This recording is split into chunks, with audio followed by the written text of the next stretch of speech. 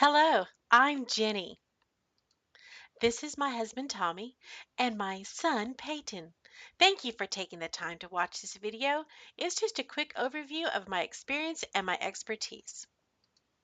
I graduated from New Orleans Baptist Theological Seminary, and that is where I met my husband, where we were married in New Orleans. Later on, I was at Troy University and I graduated with a master's in psychology and counseling. In 2015, I graduated from Kennesaw State University with an educational specialist degree in the field of instructional technology.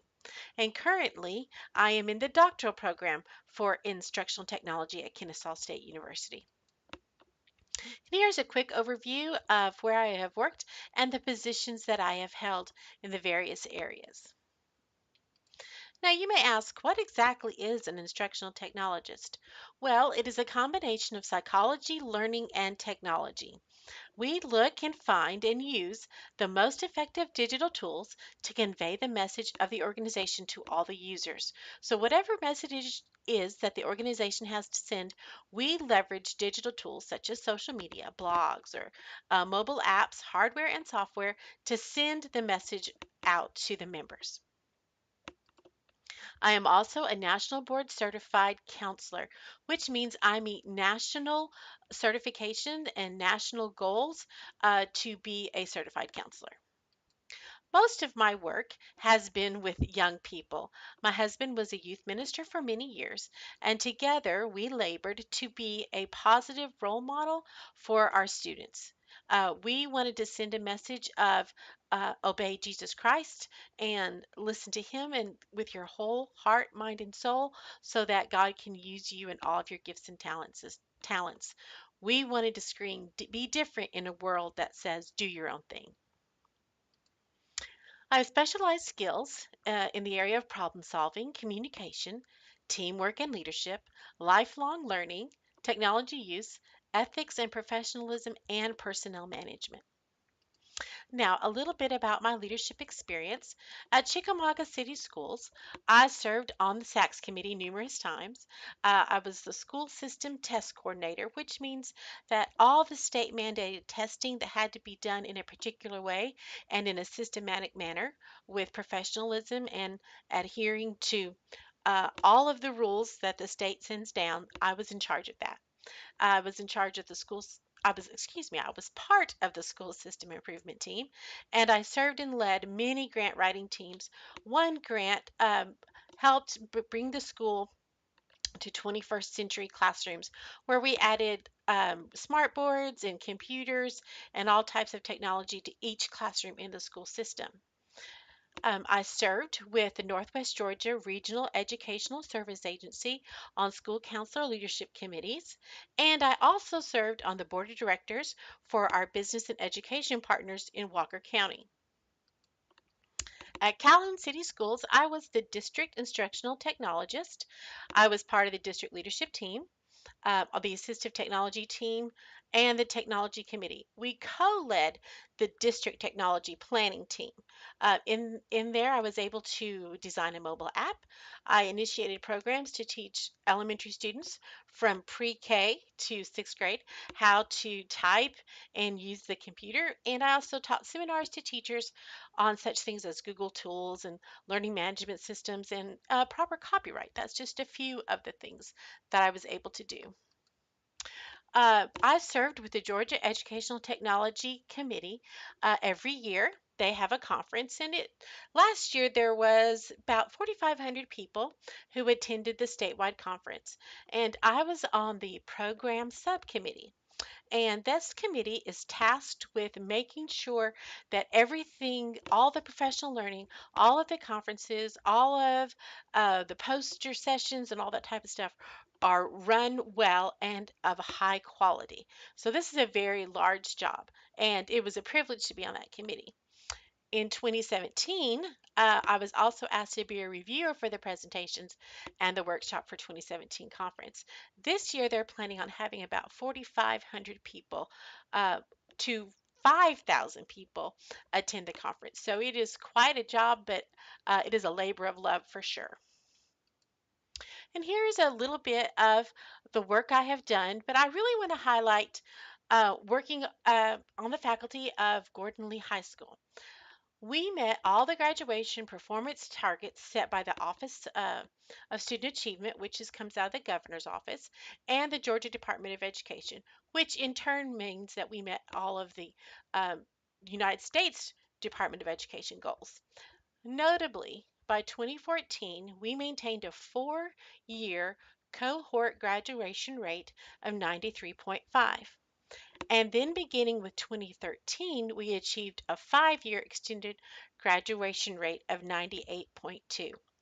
So, certainly, I did not achieve this by myself, certainly not, but it does send to you all the message that I want to convey, which is that of my commitment to excellence, stellar education, and continual improvement. So, speaking of continual improvement, how does this get done? Well, I subscribe to the Deming cycle. It is also known as the model of continuous improvement. And it sometimes we talk about the plan, do, check, act cycle, and that's exactly what this is. First of all, you start with the need to measure. We have a reliable baseline of data. So we collect all the data from the users or the other organizations that will give us feedback. Then we set a goal and track the progress of the goal. How are we doing? What are we doing well? What's not going so well? And then we have to be honest with the assessment of our progress. We need to actually find out what worked and what didn't, and why it didn't. And what do we need to do to make it better, to improve it? And lastly, we act. And that is to have the courage to make it better. And oftentimes, this is the hardest part because people sometimes really think it's working good enough, that it's where it should be at, and we're doing better than the average. And some part of that is true, but I believe that we always have to make it better and we always have to strive for more. So I have developed a set of skills that helps folks to make the transition from what we're already doing to doing something new and maybe even better. It can be done and it can be done well. And the transition is an area that I am skilled in. Now, from my experience, I have strong communication skills, including writing, teaching, and public speaking. I design websites and mobile apps. I'm a creative problem solver who is solution focused. I'm skilled in digital tools and the principles of universal design for learning. Sometimes that's known as universal design for access. Let me explain. Let's say that we have a user who doesn't speak English well. Maybe they speak Spanish. So we would design a tool that also will read the screen to them in their native language. So that way they have access to all the information. Or say, for instance, you have a student or a user who doesn't read well, so we can have the program read the screen to them in their language, for instance, and explain words to them. It'll have a little highlight over it where they can click it and figure out what that word means. It'll show pictures or something like that. So we can make sure that all of the students, users, people have access to the material. I'm a dependable project manager and event planner, and I am a collaborative team member. I don't believe in working in a silo.